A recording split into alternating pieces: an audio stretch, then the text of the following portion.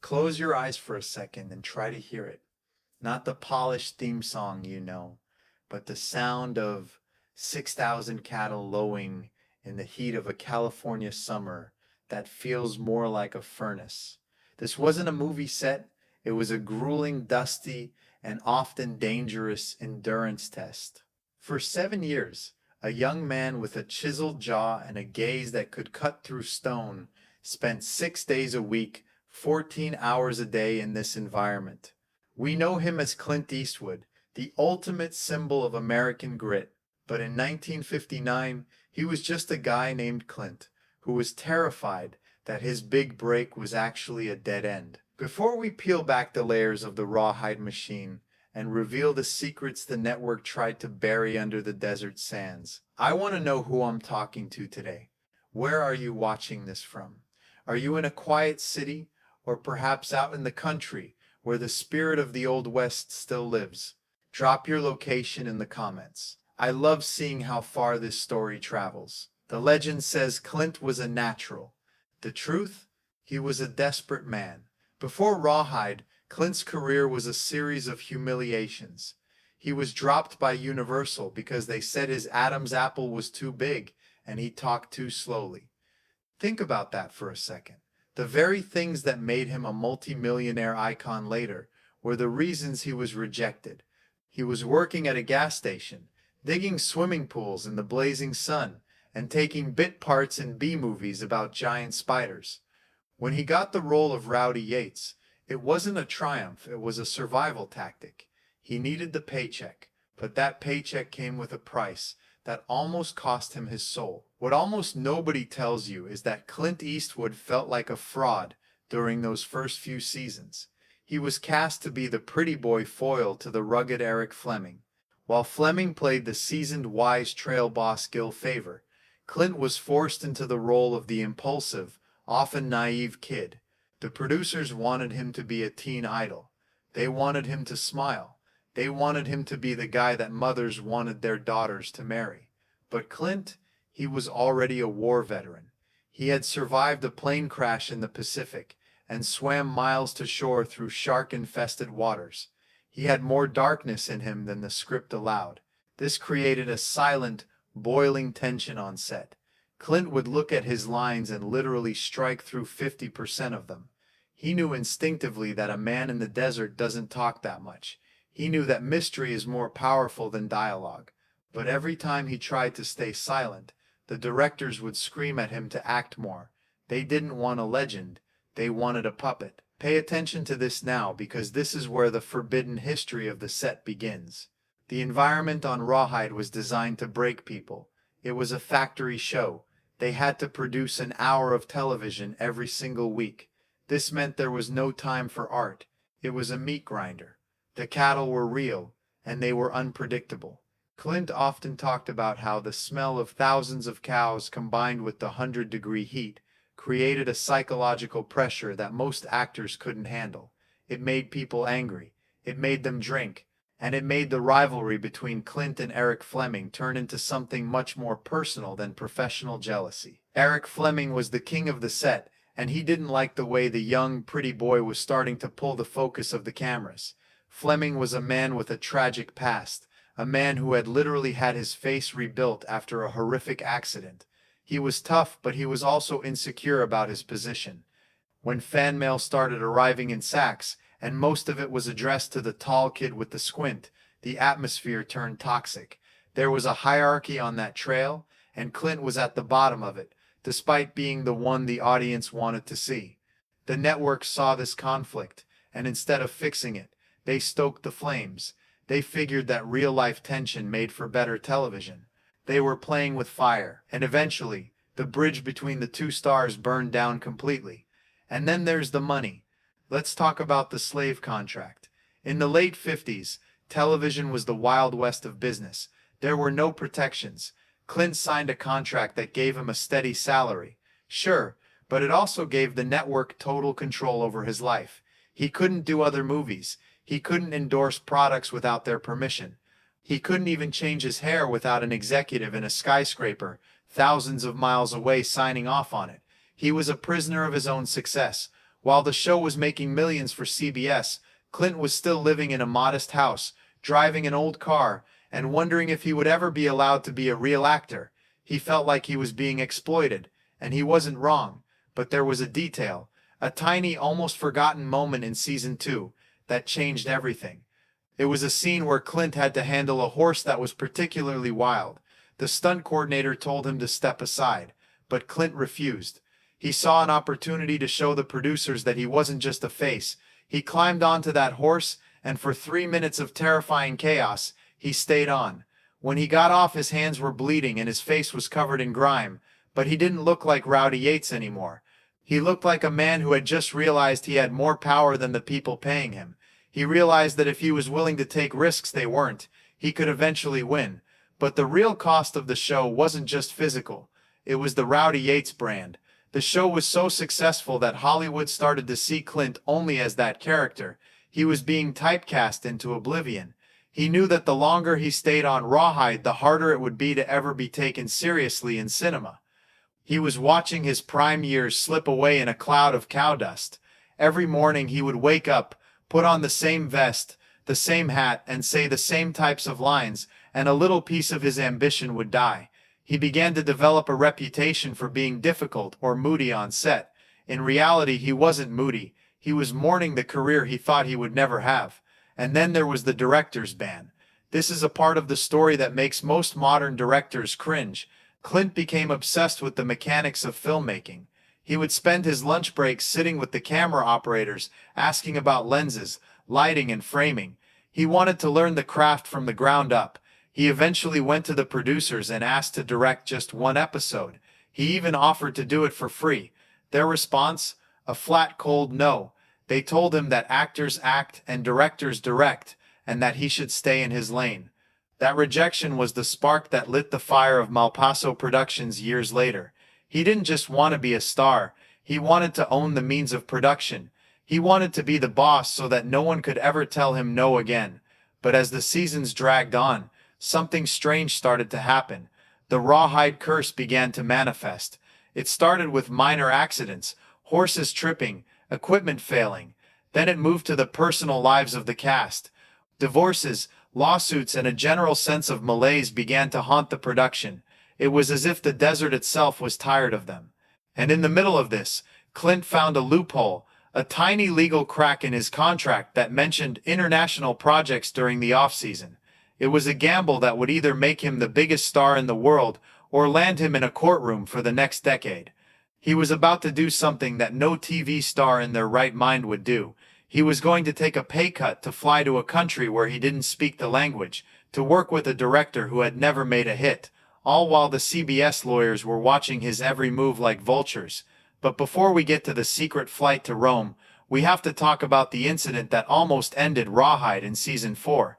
An incident involving a fire, a panicked herd of cattle, and a moment where Clint Eastwood had to choose between the show's schedule and a man's life. What happened that night changed Clint forever, and it's the reason why to this day he runs his movie sets with a level of discipline that borders on the supernatural. But that's a story for the next part of this journey. And trust me, it's where things get truly dangerous. The fire incident in season 4 wasn't just a technical mishap, it was a revelation of the industry's dark heart. Picture this, a night shoot, the air thick with the smell of kerosene and dry brush. A controlled burn for a scene got out of hand, and suddenly the controlled part vanished. The crew panicked. The cattle, sensing the heat, were seconds away from a stampede that would have crushed everything in its path. In that moment, the directors were screaming. The producers were worried about the insurance. But Clint was the one who grabbed the horse and rode into the smoke to redirect the lead steer. He didn't do it for the camera. He did it because he realized that in this business, the people in charge often have no idea what they're doing when blood hits the sand. That was the night Rowdy Yates died, and the leader Clint Eastwood was born. But let's talk about the psychological warfare of the mid-60s. By the time Rawhide hit its 5th and 6th seasons, the landscape of America was changing. The Kennedy era was over, the Vietnam War was escalating, and the clean-cut cowboy was starting to look like a fossil. Clint saw the writing on the wall. He knew that if he didn't evolve, he'd end up doing dinner theater, or opening shopping malls in full cowboy gear for the rest of his life. He began to intentionally sabotage the Boy Scout image of his character. He stopped shaving regularly. He started squinting more, not because of the sun, but to hide the growing contempt in his eyes for the scripts he was being handed. This is where the relationship with Eric Fleming reached its breaking point. Fleming was a traditionalist. He believed in the Hollywood system. He believed that if you played by the rules, the system would take care of you. Clint, however, was becoming a renegade. He saw the system as a cage. There are stories of the two of them standing on opposite sides of the set, refusing to acknowledge each other's existence until the cameras were rolling. The tension was so thick it was actually becoming a draw for the crew. They'd place bets on whether the two leads would finally throw punches behind the trailers. Then came the Italian opportunity. It sounds like a dream now, but at the time it was a joke. Sergio Leone, a director with a few B-movies under his belt, was looking for a lead for a movie called The Magnificent Stranger, which would later become A Fistful of Dollars. He had been rejected by everyone. Henry Fonda said no. Charles Bronson said the script was the worst thing he'd ever read. James Coburn wanted too much money.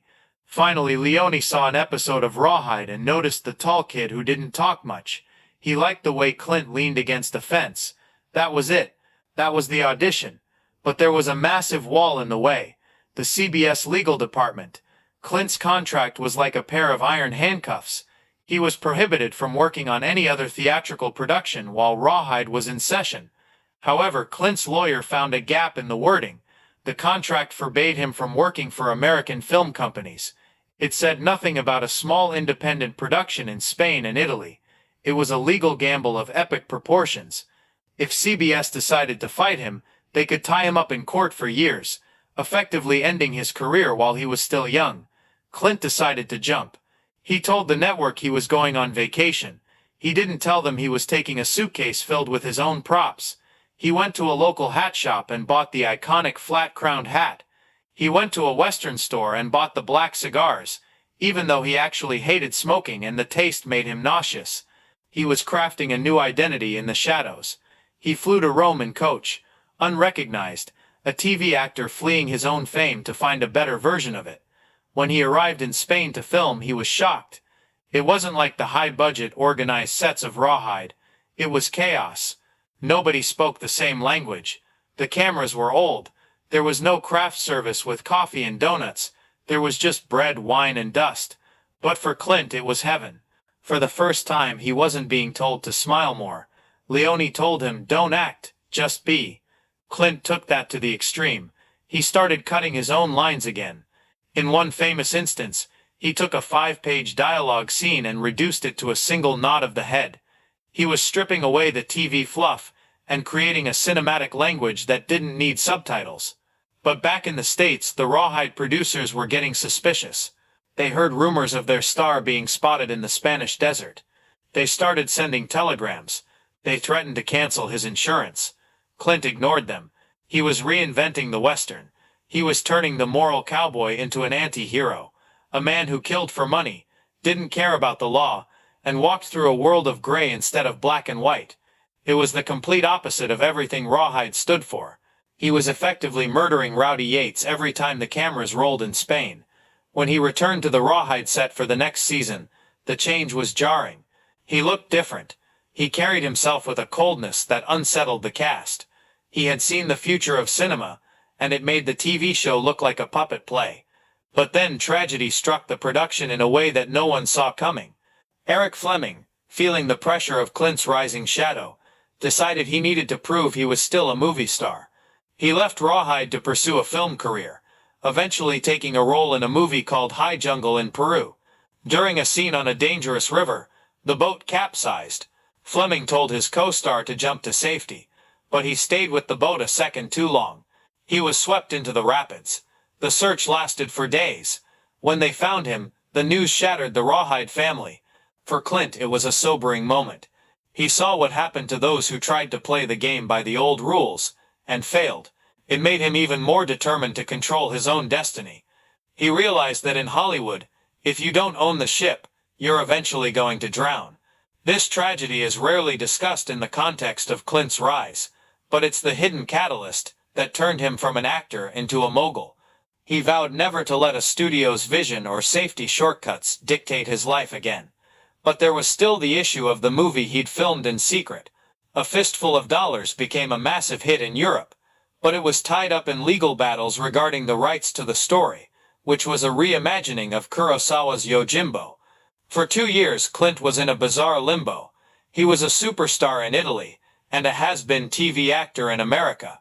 He had to keep showing up to the Rawhide set, putting on the old Rowdy Yates vest, and pretending he wasn't the most famous man in Europe. The pressure was immense. He was living a double life. On the weekends, he'd hear about record-breaking box office numbers in Rome, and on Monday mornings, he'd be back in the California dirt, being told by a CBS director to put more energy into The Lion Kid.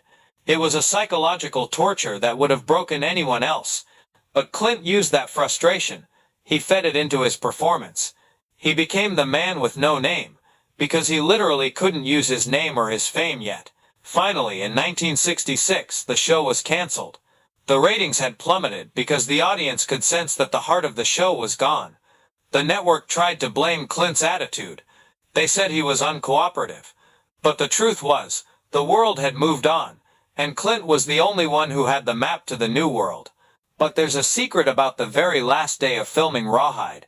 A secret about what Clint did with his wardrobe, and a specific promise he made to a crew member who had been there since the pilot. It's a moment that proves Clint Eastwood never forgot where he came from, even if he spent the rest of his life trying to outrun it. And what about the lost episodes? The ones CBS refused to air because they were too violent or too dark. Those episodes hold the key to understanding how a TV cowboy became a cinematic god. But before we unlock that vault, we need to talk about the final confrontation between Clint and the man who thought he owned him. The end of Rawhide wasn't a funeral, it was an escape. But before the gates opened, Clint had to face the final boss, the network executives who realized they were losing their golden goose. There is a story whispered in the corridors of old Hollywood about a final meeting in a smoke-filled office at CBS. The executives offered Clint a massive contract extension, more money than he had ever seen, just to keep the brand alive. They didn't care about the art, they cared about the 30-second ad spots. Clint looked at the contract, looked at the men who had denied him the right to direct, the men who had laughed at his slow delivery, and he didn't say a word. He just stood up and walked out. That silence was his first real movie star moment, but here is what the history books often gloss over: the lost year. Between the cancellation of Rawhide and the American release of the Leone trilogy, Clint Eastwood was technically unemployed, and in the eyes of Hollywood, a risk. He had the European fame, but in Los Angeles he was still that guy from the cow show. This is the period where the grit was forged. He lived on his savings, refused to take mediocre TV guest spots, and waited. He was betting everything on the American public's hunger for something different. He was betting that the world was tired of the white hat heroes. Pay attention to this, because it's a masterclass in self-branding. While he was waiting, Clint started his own production company, Malpaso. Do you know what Malpaso means in Spanish? It means bad step. It was a direct middle finger to his agent, who had told him that going to Italy was a bad step for his career. He took the insult and turned it into an empire. He decided that from that moment on he would never be a hired hand again. He would be the owner. He would be the one who decided when the camera rolled and when it stopped. Now let's talk about the forbidden wardrobe. Remember that iconic poncho, the one with the white stitching? There's a rumor that it was never washed, not once. Clint believed that the dust of the Spanish plains held the soul of the character. He brought that same philosophy back to his American films. He realized that the glamour of Hollywood was a lie. The audience didn't want to see a clean hero. They wanted to see a man who looked like he had slept in the dirt and survived a gunfight before breakfast. He took the dirt he learned on the set of Rawhide and turned it into a billion-dollar aesthetic. But the most revealing secret about the transition from Rawhide to superstardom involves the stolen techniques. On the Rawhide set there was a legendary cinematographer who taught Clint about the golden hour, that short window of time before sunset when the light makes everything look like a dream. The producers hated filming during the golden hour because it was inefficient. They wanted flat, bright light so they could move fast. Clint watched this and realized that the efficiency of TV was killing the beauty of the story. When he started directing his own films, he became famous for being the one-take king. He worked fast, like a TV crew, but he only filmed during the light that mattered. He combined the speed of Rawhide with the soul of Italian cinema. And what about the cast he left behind? This is the emotional weight that Clint carries. While he became a titan, many of the men he rode with for 7 years struggled. There was a sense of genre locking. If you were a cowboy on TV for a decade, Hollywood didn't want you as a lawyer or a doctor in a feature film. Clint was the exception that proved the rule. He didn't just break the mold, he smashed it so no one else could use it.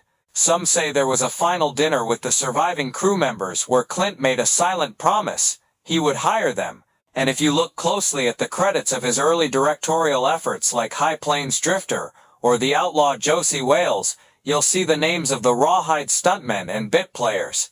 He didn't talk about loyalty, he practiced it in secret. But there's one prohibited fact that the network tried to scrub from the records. In the final season of Rawhide, there was an episode that was filmed but heavily edited because it showed a darker side of Rowdy Yates, a side that involved a cold-blooded revenge plot that didn't fit the show's moral code. Clint fought to keep the original cut, but he lost. That lost footage is said to be the bridge between the boyish Rowdy and the lethal man with no name. It was the moment Clint realized that if you want to tell a true story, you have to be willing to offend the censors. As we reach the end of this trail, think about the transformation. We started with a man digging pools and cleaning septic tanks, a man trapped in a 7-year contract that treated him like property. We ended with a man who redefined an entire genre and became a symbol of American independence. The Rawhide years weren't just a job, they were a crucible. The heat, the smell of the cattle, the tension with Eric Fleming, and the slave contract were the ingredients that created the hardest steel in Hollywood. If you're feeling stuck in your own contract, whether it's a job you hate, a situation that limits you, or people telling you that your Adam's apple is too big to succeed, remember Clint Eastwood. He didn't wait for the world to change. He changed himself in the shadows. He took the bad step when everyone told him to stay safe, and he walked off the set of the biggest show in the country with nothing but his boots and a vision. Don't be the man waiting for the trail boss to tell you where to go. Be the man who owns the trail.